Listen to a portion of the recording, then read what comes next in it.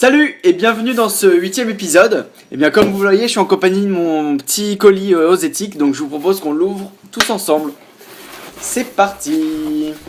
Bicarbonate de soude. Tac. Ok. Alors, savon artisanal du Val d'Argent. Ok. Alors là, on a un petit pot sans étiquette.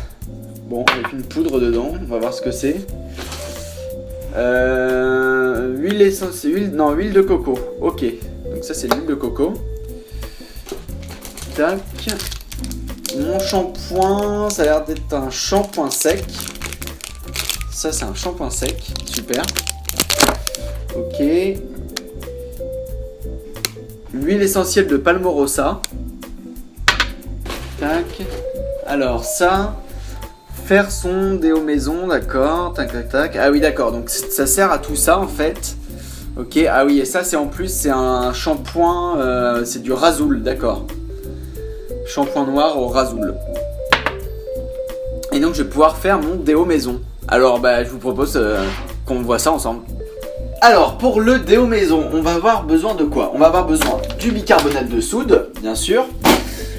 D'un stick pour contenir le déo. Huile essentielle de Palmorosa, de la cire d'abeille et de l'huile végétale de coco. Allez, c'est parti pour la recette. Alors tout d'abord, je verse la cire d'abeille dans un pot en verre pour la faire fondre au bain-marie. Je mets aussi le flacon d'huile de coco dans la casserole. Ensuite, lorsque l'huile et la cire sont fondues, je vais pouvoir mélanger les deux dans le pot en verre. J'ajoute ensuite 2 cuillères à soupe de bicarbonate de soude et je mélange. Puis je finis par les 6 gouttes d'huile essentielle de Palmorosa. Enfin, je n'ai plus qu'à mettre tout le mélange dans le stick.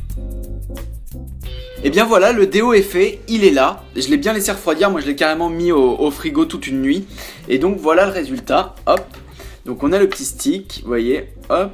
Et voilà, ça fait vraiment un petit baume. Donc je l'ai essayé, franchement c'est nickel. Aucune odeur de transpiration, la petite odeur avec la coco et l'huile essentielle, c'est super sympa. Donc franchement, moi je recommande, bravo Osetic pour ce super déo. Bon et puis vous voyez, on a utilisé le bicarbonate de soude. Et je sais pas si vous vous souvenez de l'épisode 3 avec la lessive, on avait également mis le bicarbonate dans la recette de la lessive.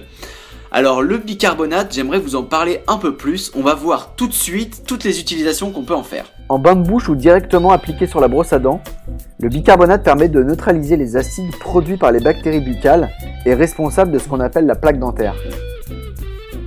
Mettre un peu de bicarbonate dans la machine à laver, ça permet d'assouplir le linge et d'enlever les mauvaises odeurs. Dans les toilettes, je saupoudre toute la cuvette de bicarbonate de soude et j'en mets aussi un peu dans le fond. Et ensuite, un peu de vinaigre blanc, je laisse reposer et ça permet de désinfecter tout le toilette. Un fromage qui sent un peu fort dans le frigo? Une petite coupelle de bicarbonate de soude et adieu les odeurs. Ça marche également pour le tabac, pour les odeurs de cuisine, etc.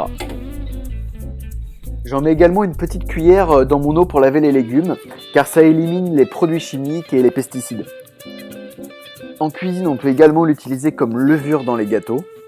Contre les aftes, les maux de gorge, on pourra faire un gargarisme au bicarbonate.